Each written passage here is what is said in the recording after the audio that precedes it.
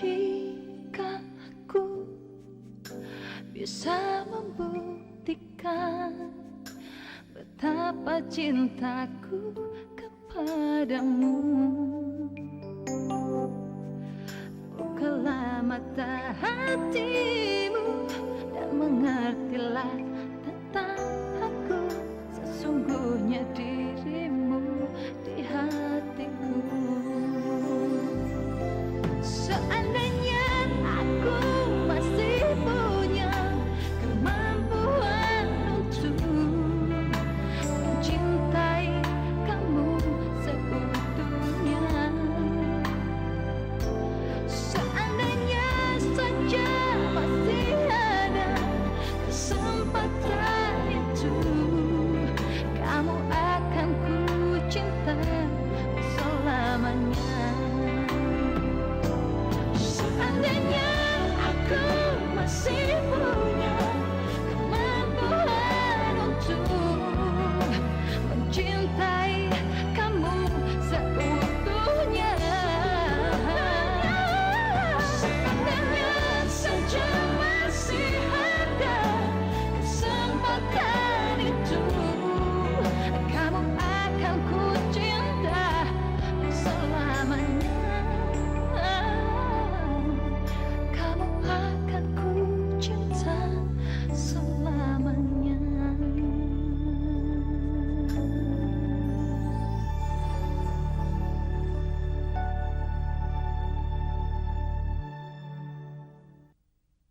Kalian sudah menghancurkan impian saya dengan kebohongan. Jadi sekarang jangan rusakkan telinga saya dengan basa-basi. Ternyata kalian sengaja menyembunyikan kematian suami saya untuk menyebabkan saya membawa bayi ini ke sini ya. Ya udah, jadi mama mau saya ngapain? Memujuk dia untuk datang ke sini lagi? Percuma, Ma. Mbak Santi sudah melakukan keputusannya dan keputusan itu tidak bisa diganggu-gugat lagi. Oke, baik.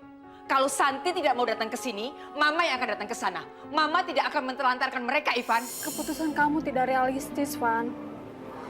Kamu belum selesai kuliah.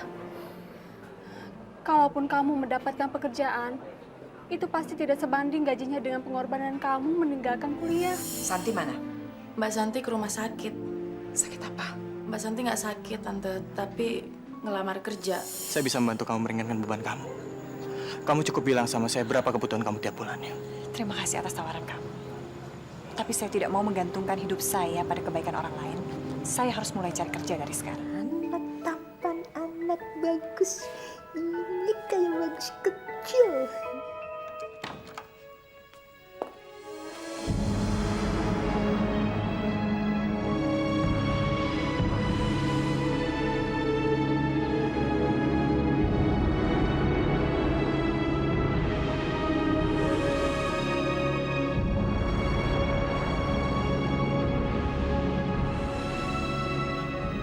Mama kesini karena kangen sekali sama si kecil.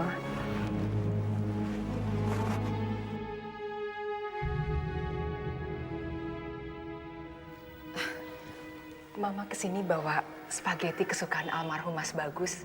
Mama buat sendiri. Mungkin selera kamu juga sama, San. Maaf, Nyonya. Spaghetti sangat tidak cocok dengan selera lidah rakyat kecil seperti saya. Lagi pula sejak kapan Nyonya tahu apa selera saya? Bukankah Nyonya selama ini sangat tidak peduli dan bahkan sangat membenci saya? Santi. Tolong jangan campuri urusan saya.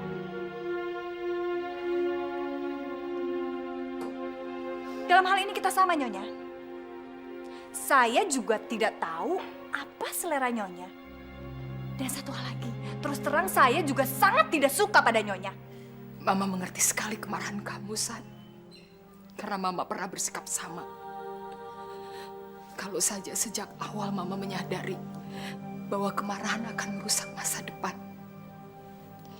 Mama tidak akan menerima teguran keras dari Allah seperti ini, San. Dan kita tidak akan kehilangan Bagus. Kita tidak pernah akan mengalami luka seperti ini, San. Oh, jangan bicara soal luka, Nyonya. Yang luka itu saya. Suami saya direnggut dari sisi saya pada saat saya sedang menanti buah cita kami lahir. Bagus juga buah cita saya, San. Kehilangan Bagus merupakan luka yang paling dalam yang pernah saya rasakan sepanjang hidup saya. Bukankah Mas Bagus sudah Nyonya buang dan Nyonya injak-injak harga dirinya? Nyonya terluka saya rasa bukan karena Mas Bagus, tapi justru karena Nyonya menyesal atas semua kesalahan yang Nyonya lakukan. Mama tidak ingin berdebat, San. Cukup.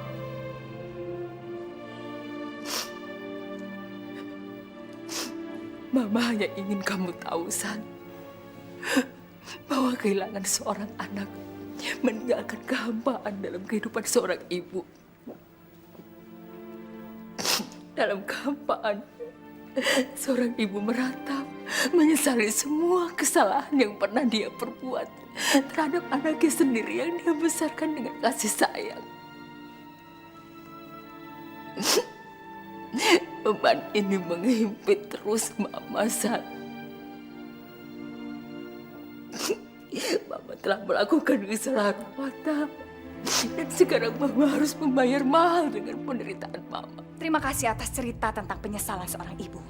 Saya berdoa, mudah-mudahan saya tidak melakukan kesalahan yang sama. Karena saya tidak akan pernah mengusir anak saya dari rumah saya hanya karena dia memilih menikah dengan gadis yang bukan pilihan saya.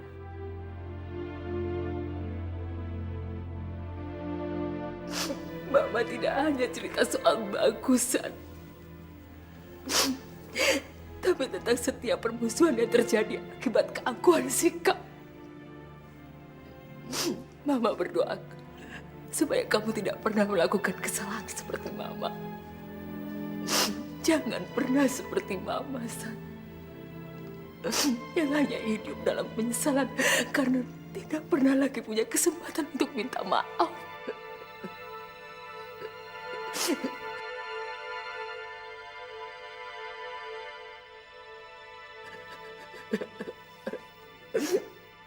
Air mata Nyonya, atau bahkan air mata siapapun tidak akan dapat membujuk saya untuk pergi ke rumah Nyonya.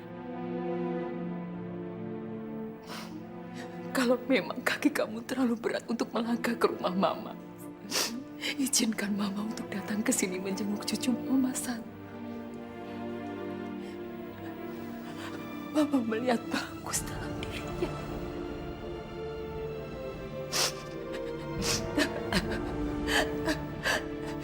Sekarang, kalau memang Mama harus berlutut mencium kaki kamu untuk memohon supaya Mama boleh ke sini, San, akan Mama lakukan.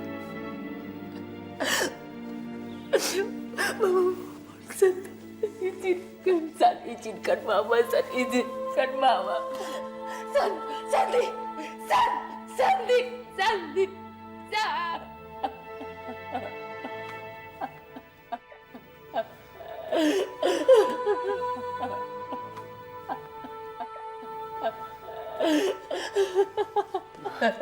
Ibu. Ibu. Ibu.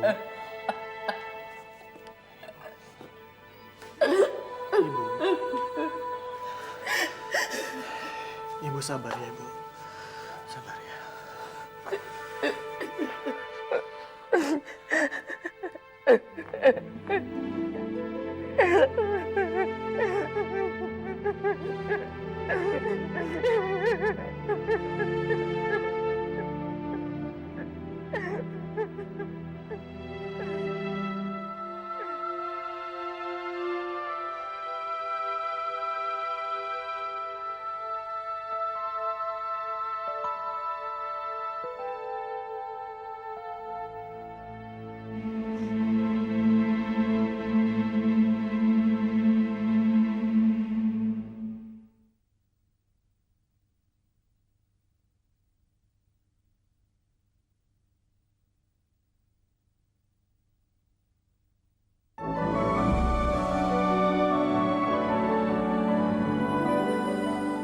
Biar Ella yang gendong.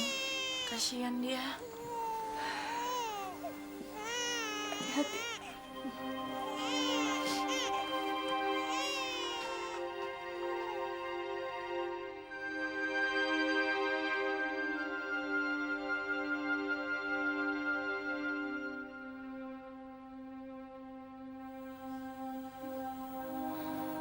Kenapa kamu menangis? Apa kamu menyesali perbuatan yang baru saja kamu lakukan? Tolong tinggalkan saya sendiri terus.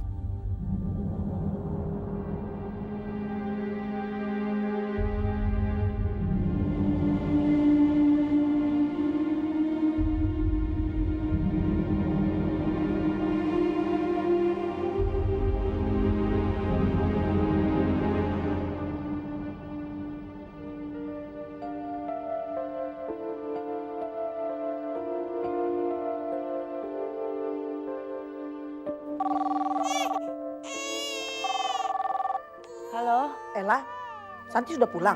udah mah, udah dari tadi. Kok bayinya nangis terus, belum disusui? Ya gimana dia nggak nangis? Mamanya aja sekarang lagi nangis. Mama tahu, Mas Santi tadi berantem sama mertuanya. Apa? Ada apa lagi? Aduh, Mama mendingan kesini aja deh, ntar Ella ceritain. Iya, ya udah ya. Ada apa lagi sih?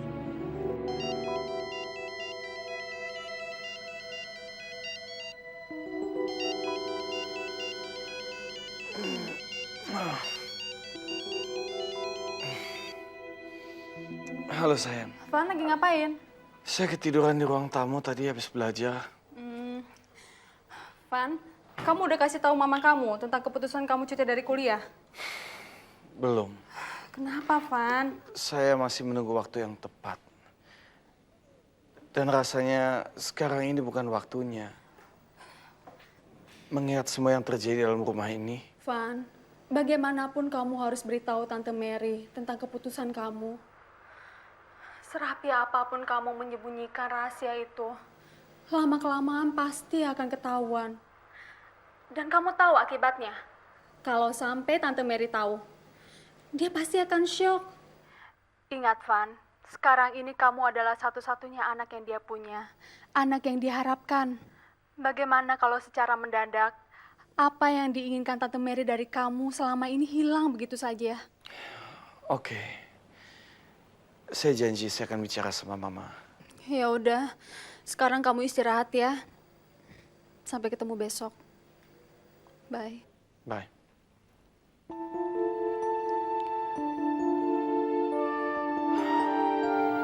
Mama benar-benar prihatin mendengar cerita adikmu. Mama tidak menyangka kamu sampai bisa berbuat begitu pada ibunya Bagus. Kamu tahu Santi, biar bagaimanapun dia adalah seorang ibu yang melahirkan dan membesarkan Bagus. Saya tidak akan pernah lupa pada kenyataan itu, Ma. Dan saya juga tidak akan pernah lupa kalau dia sudah 2 kali mengusir saya dan Mas Bagus dari rumah dia dan dari kehidupan dia. Saya tidak akan pernah lupa. Mama tahu Santi. Mama tahu kalau hatimu itu sakit. Tapi tindakanmu juga sudah salah. Mama yakin kalau arwah Bagus itu menangis mensikap. Jangan bawa-bawa nama Mas Bagus, Ma.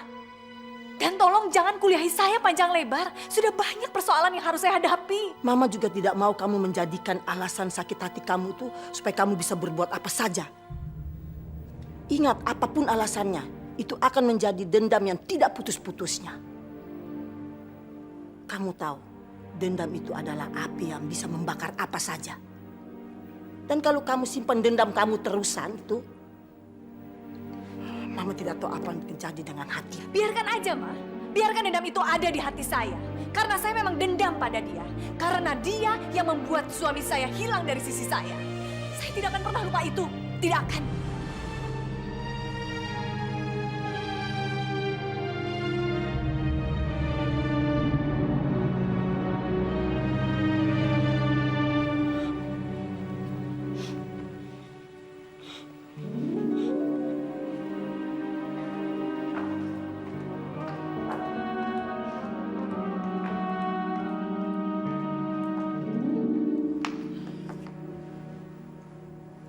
Ye, kamu tidak diizinkan Santi untuk menggendong Bagus kecil.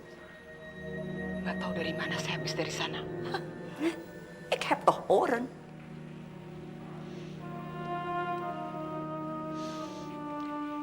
Saya bukan cuma melihat,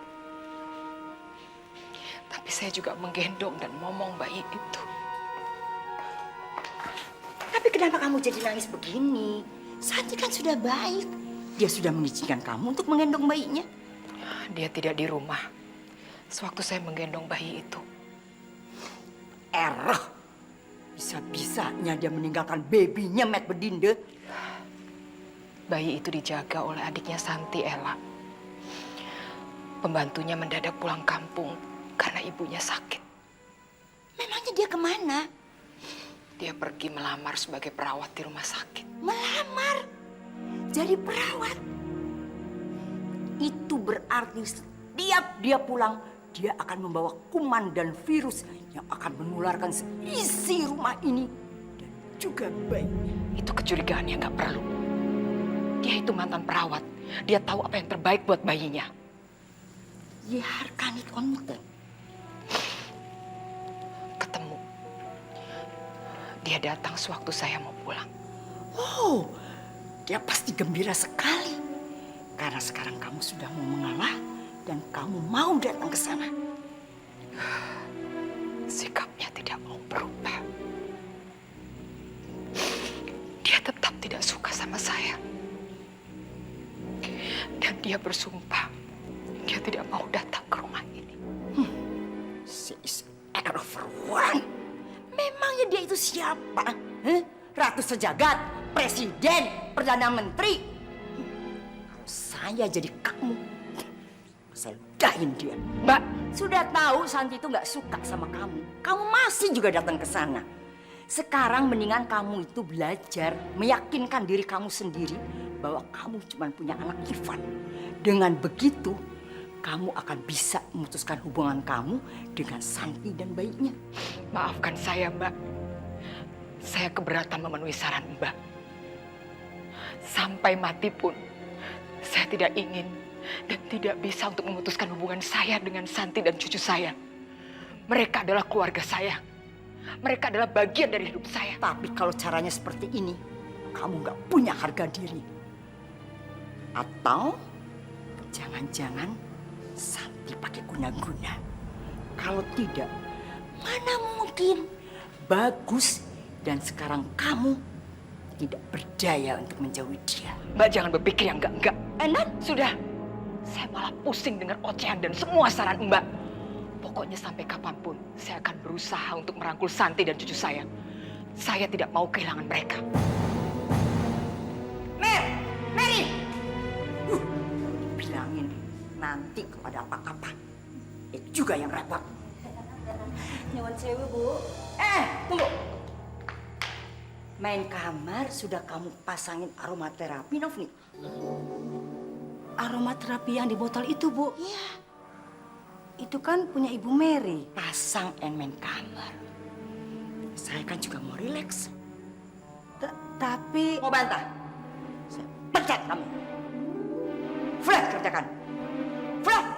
Ya. Cepat! Baik, Bu.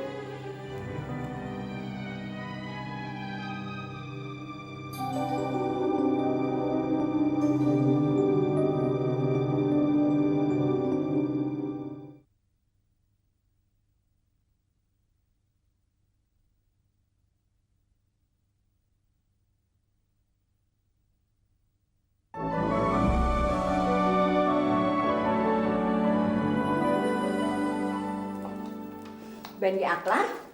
Sudah, Bu. Need Verheiten, tutup pintu kamar rapat-rapat supaya aromanya tidak tercium keluar. Rugi nanti. Biru aja. Baik, Bu.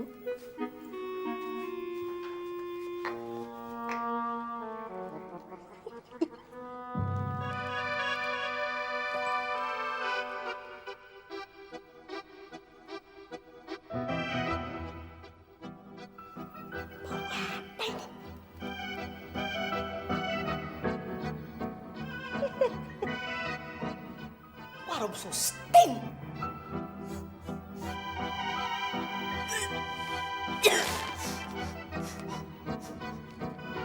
Mbak! Mbak! Je, Bu. Ya, Bu, ada apa, Bu? Kok bau aromanya nggak enak ya? Stink. Ya memang begini, Bu. Terakhir saya menciumnya di kamar Ibu Mary, ya begini. Katanya sih aromaterapi keluaran baru untuk mencengin kulit muka.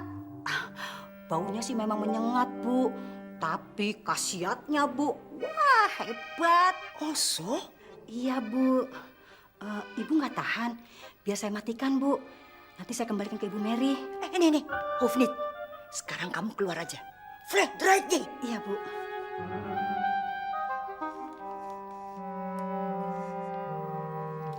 Pantesan. Resehnya Mary semua. Dia pakai beginian. Tapi nggak apa-apa. Demi main reseh. Ekstravanto.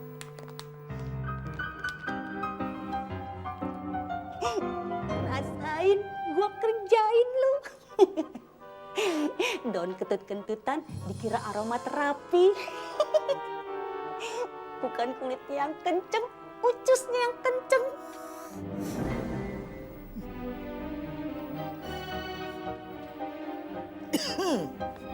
Gila lu ya. Emang lu udah mikirin akibatnya buat masa depan lo? Ya, gue tahu gue nekat. Tapi gue udah ambil keputusan, gue harus kerja. Rasanya egois apabila gue hanya memikirkan masa depan gue sendiri. Ini terus akan menghantui gue. Dan terus akan menjadi duri dalam kehidupan gue. Karena lo mesti ngerti, secara nggak langsung, gue juga turut bersalah atas kematian kakak gue. Dan juga kehancuran hidup Mbak Santi. Tapi untuk membantu dia, lu nggak perlu harus bekerja dan meninggalkan kuliah lu, Van. Lu bisa minta bantuan sama nyokap lo. Dia pasti nggak bakalan menolak. Apalagi buat Mbak Santi. Itu sama aja bohong. Itu artinya gue nggak melakukan apapun juga. Hanya sekedar minta tolong sama mama. Enggak. Gue harus bertanggung jawab dan melakukan kewajiban gue sebagai adik. Jadi gimana? Lo bisa bantu gue nggak? Gue bakal nanyain ke bokap gue, apa ada lowongan nggak di kantor dia? Thanks. Lo mau kemana? Gimana sih lu? Ya kuliah lah. Emang lo? Begini-begini, gue masih anak baik-baik daripada lo. Ya udah, sana. Kuliah deh. Pokoknya jadi anak yang paling baik di dunia ini, oke? Nggak. Lebih baik lagi. Jadi Robin Hood sekalian.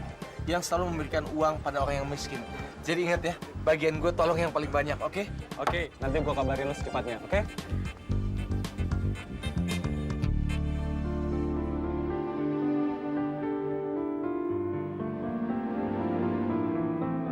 Sebagai orang yang pernah bekerja sebagai perawat, Anda pasti tahu bahwa gaji seorang perawat itu tidak besar. Meskipun rumah sakit ini rumah sakit besar, gaji seorang perawat di sini tidak besar. Mungkin dia lebih tinggi bila dibandingkan dengan beberapa rumah sakit yang lain. Bagi ukuran Bapak, barangkali gaji seperti itu tidak besar. Tapi bagi ukuran saya itu sudah cukup besar, Pak.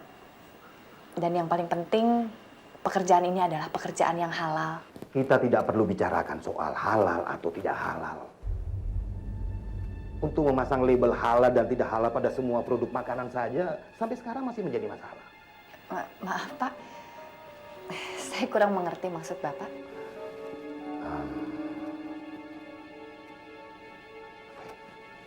Saya to the point. Anda cantik, muda, dan Anda bisa mendapatkan uang. Bapak tidak perlu melanjutkan pembicaraan Bapak.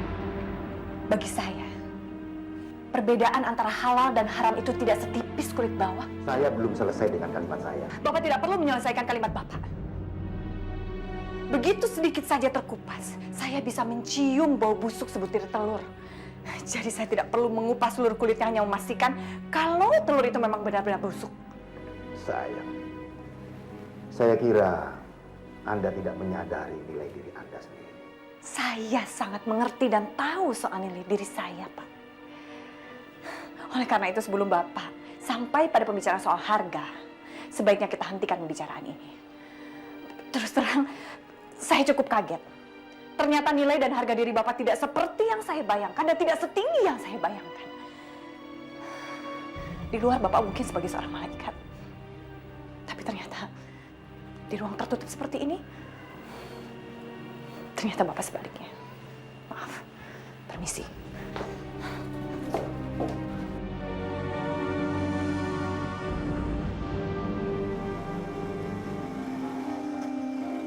Kita tidak perlu bicarakan soal halal atau tidak halal. Untuk memasang label halal dan tidak halal pada semua produk makanan saja, sampai sekarang masih menjadi masalah.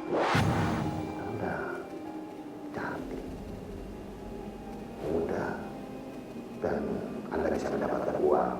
Dan saya kira Anda tidak menyadari nilai diri Anda sendiri. Saya bukan pelajar!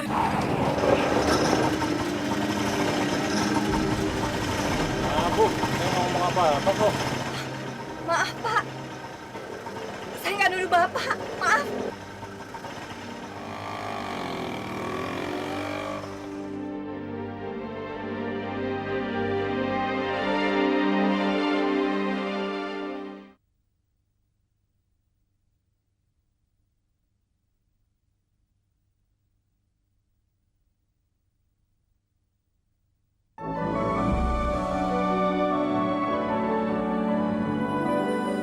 Gimana kabar Ivan?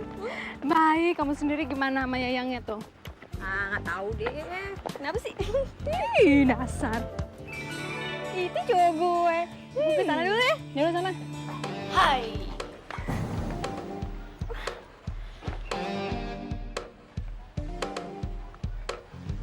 Lin, Dia lagi. Kenapa? Cowok gue lihat dong. Itu kan Lulu. ya Sebel banget. ampun, tuh anak ya paling-paling. Samperin yuk. Lu kenapa sih waktu di perpustakaan pulang nggak bilang-bilang? Lu marah sama gue? Enggak, Terus? Lu bilang dong kenapa? swear gue nggak marah. Gue tuh pas lagi di toilet, gue tiba-tiba ingat kalau gue tuh masih ada kuliahnya Ibu Sri. Ya makanya gue pergi. Ki, sebenarnya gue kan naksir berat sama lo, Ki. Apa?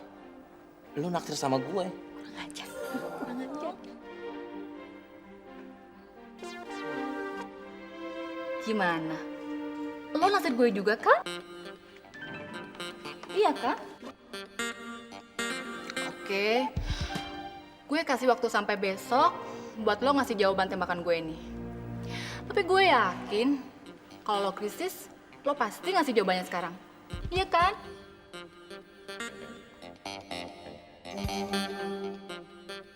Oke, gue tunggu besok ya. Gue pergi dulu.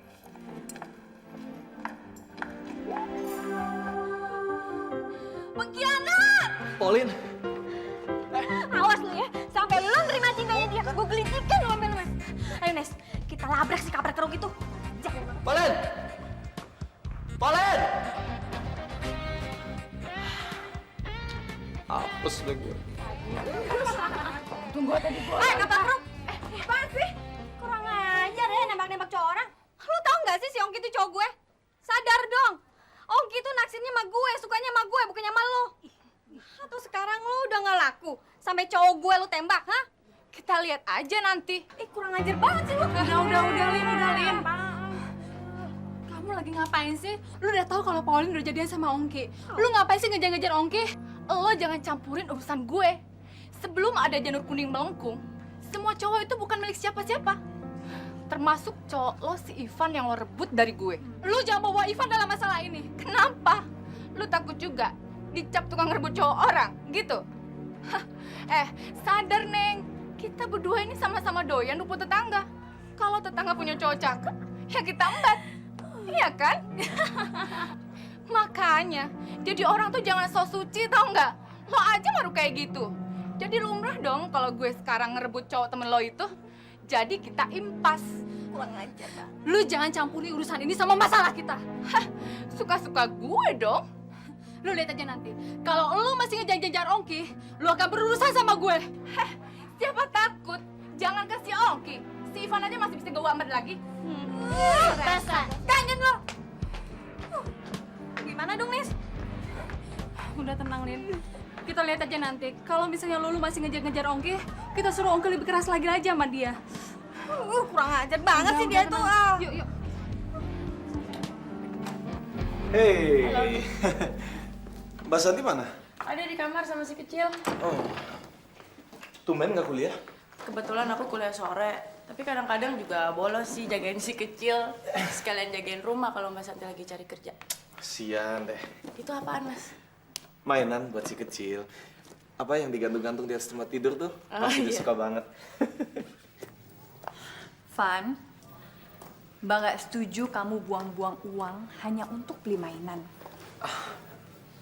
Kalau setahu saya yang namanya buang-buang itu adalah mempergunakan uang untuk sesuatu yang tidak bermanfaat dan tidak berguna.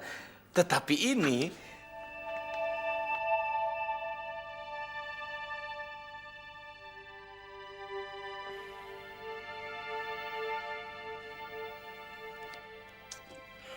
kenapa, Mbak? Masih belum dapat pekerjaan juga ya? Mbak nggak habis pikir. Ternyata manusia itu bisa berubah dalam beberapa hari. Di rumah sakit tempat Mas Bagus mengabdi siang dan malam, sampai dia lupa kesehatannya sendiri. Dan Mbak juga bekerja di sana selama bertahun-tahun. Sama sekali tidak ada lowongan. Di negeri ini jasa dan pengabdian udah habis-habisan diinjek-injek sama KKN. Mau ngarepin apa? Tapi Mbak nggak akan menyerah. Mbak akan berusaha keras dan berdoa. Mbak yakin Tuhan pasti akan memberikan jalan keluar yang terbaik. Tentu saja pekerjaan yang layak dan halal. Kegagalan itu kan hanya untuk orang yang berbuat tanpa berpikir atau berpikir tanpa berbuat. Saya setuju dengan Mbak. Tapi tanpa berusaha untuk mematahkan semangat Mbak untuk mencari pekerjaan, saya rasa juga Mbak nggak usah terlalu mengotot. Dunia kan nggak akan kiamat besok. Van, Mbak bekerja bukan hanya untuk mencari uang, tapi harga diri Mbak. Mbak ingin mengatasi semua masalah Mbak dengan kemampuan Mbak sendiri. Iya, tapi kan Mbak nggak harus menghadapi hidup ini sendirian bersama bayi. Justru Mbak ingin menghadapi hidup ini dengan Bagus kecil saja. Mbak tidak mau tergantung kepada orang lain. Karena bagi Mbak ketergantungan pada orang lain itu berarti Mbak tidak merdeka. Dan orang yang tidak merdeka tidak bisa berjalan dengan kepala tegak. Iya, seperti yang barusan saya bilang, Mbak. Saya tidak bermaksud untuk mematahkan semangat Mbak. Tapi saya rasa Mbak juga nggak usah terlalu terburu-buru. Saya kan sedang menyusun skripsi dan juga menyelesaikan beberapa mata pelajaran. Begitu saya lulus, saya langsung bisa mencari pekerjaan. Ivan. Mbak, saya sudah berjanji di atas makam Mas Bagus bahwa saya akan mengurus Mbak dan juga Bagus kecil. Dan saya rasa untuk sementara ini Mbak kan masih bisa hidup dari hasil uang pensiun Mas Bagus. Dari dulu Mbak memang percaya kamu itu bisa diharapkan. Tapi tolong Van, berilah Mbak ruang gerak untuk bisa melakukan sesuatu yang menumbuhkan rasa percaya diri Mbak lagi.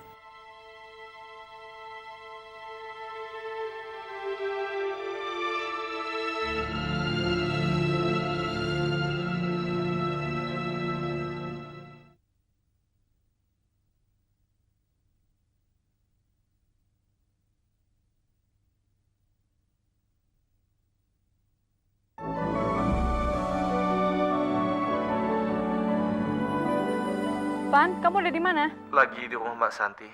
Biasa, nengokin si kecil. Ada apa? Kamu kan harusnya jemput aku. Udah gitu kita sama-sama ke rumah kamu, jemput Mama karena Mama ada di rumah kamu. Kamu masih lama ya? Atau aku berangkat sendiri aja deh? Enggak usah. Kamu tunggu aja. Ntar lagi saya jemput kamu ya. Ya oke, aku tunggu di sini ya. Salam buat Mbak Santi dan si kecil. Bye. Dan nungguin ya. Buruan sana jemput, nanti disamber orang. Disamber orang?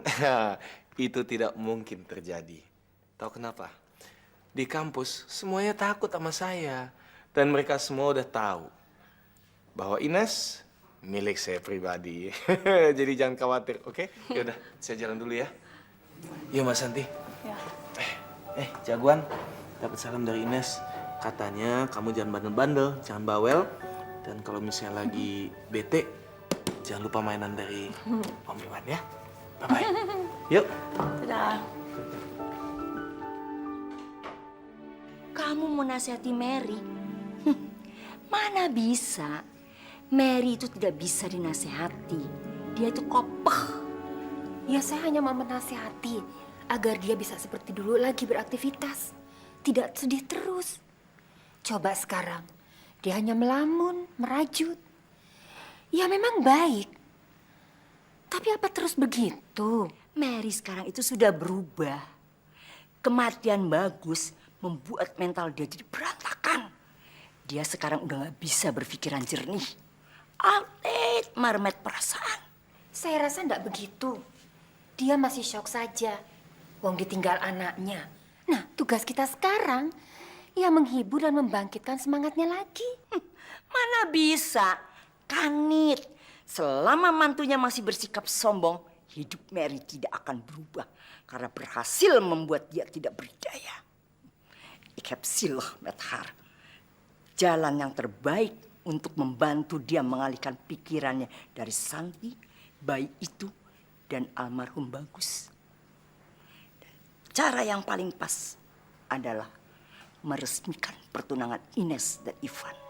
Saya rasa nggak etis toh, Mbak. Masa kita bicara pertunangan pada keluarga yang sedang berkabung? Loh, memangnya kenapa? Belum waktunya, Mbak Retno. Belum waktunya gimana? Ivan kan sebentar lagi skripsi. Terlalu lama pacaran is not good. Anaknya itu suka berubah pikiran. Saya takut kalau terlalu lama pacaran, dia jadi bosan. Kalau Ivan dan Ines tunangan dan akhirnya menikah, saya yakin Mary akan berubah. Perhatiannya 100% akan tertuju pada Ines. Dan kamu tahu kan, Vi? Bagaimana sikap dia kalau dia sudah sayang sama menantu? Dia akan menyayanginya dengan cara yang berlebihan. Saya nggak yakin, Mbak. Rasanya nggak etis membicarakannya sekarang. Saya setuju, Tante. Tidak etis membicarakan pertunangan saat kita di sini semua sedang berkabung. Selain itu, Ivan juga belum siap untuk pertunangan, Ma. Kami hanya mencari jalan yang terbaik untuk menyembuhkan Yomuder. Bude, nggak perlu susah-susah mencari jalan keluar yang terbaik untuk Mama. Yang paling baik untuk Bude lakukan saat ini adalah duduk diam dan menjadi penonton yang baik. Dan hanya memberikan pendapat saat memang pendapat Bude itu diminta. Beraninya kamu melawan Bude ya? Domoye. Habis? Sikap dan pendapat Bude itu seringkali bukannya menyelesaikan masalah, malah mengundang masalah baru datang ke rumah ini. Justru kamu yang membuat masalah. Kamu tidak pernah memikirkan jalan keluar. Je kan alleen van daar en daar lopen. Kalau kamu mau mengorbankan diri kamu, seharusnya kamu bisa menerima usul Bude. Tapi kamu memang tidak pernah mau itu. Karena dasarnya kamu tidak mau tunangan. Kamu masih ingin bebas, Van. Ingat, Van. Umur kamu bukan lagi main-main. Cukup. Saya tidak mau membicarakan masalah ini lagi. Lebih baik Bude pergi. Baik. Kamu memang kopak, Van. Seharusnya kamu terima kasih sama Bude karena Bude sudah memberikan kamu jalan keluar. Vi, ingat. Kamu pikirkan lagi untuk menjadikan dia calon mantu. Ternyata dia belum siap.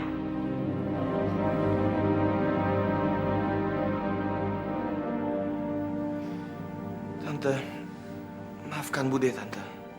Gak apa-apa. Tante tahu sifat budemu. Permisi, saya ingin bicara sama Ines sebentar. Yuk.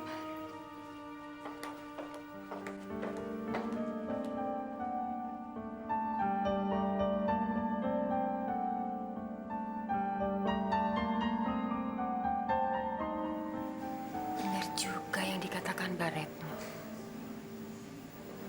Ivan seharusnya mengorbankan dirinya untuk kebahagiaan ibunya. Tapi, kenapa dia begitu marah?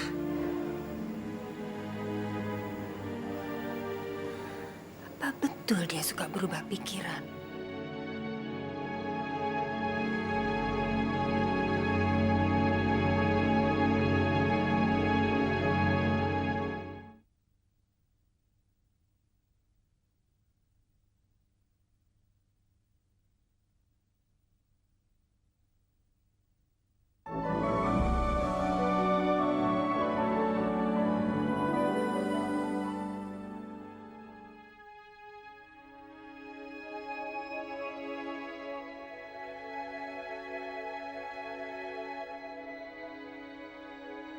Saya menangisi kepergian kamu, Mas. Tapi sekarang air mata saya lebih banyak mengalir dalam penyesalan. Kenapa kamu hadir dalam kehidupan saya? Kamu datang memberikan kebahagiaan dan keindahan hidup bagi saya. Lalu tiba-tiba kamu pergi. Yang tersisa sekarang cuma hampa dan luka. Kata orang, waktu akan menyembuhkan semua luka yang saya rasakan. Tapi itu tidak berlaku bagi saya, Mas. Semakin panjang jarak waktu kepergian kamu, semakin pahit saya rasakan hidup ini. Kalau saja tadi Mas ada di ruang tertutup seorang yang terpandang di masyarakat, Mas pasti akan marah. Saya yakin Mas Bagus marah. Karena orang itu menggiring saya untuk menjual diri saya, Mas. Kenapa diam, Mas? Kenapa kamu diam? Kenapa Mas tidak menenangkan saya seperti ketika Mas menenangkan saya setelah diusir mamamu? Bicara dong, Mas.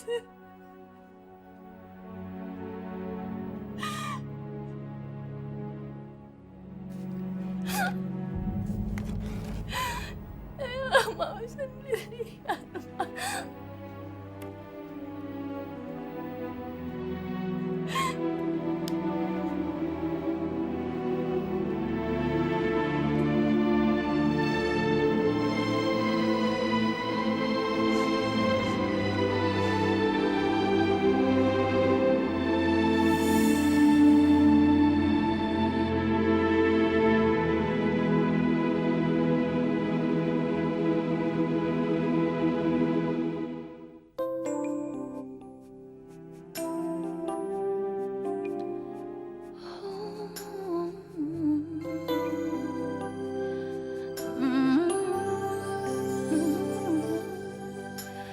Jika aku bisa membuktikan betapa cintaku kepadamu, bukalah mata hatimu dan mengertilah tentang aku sesungguhnya.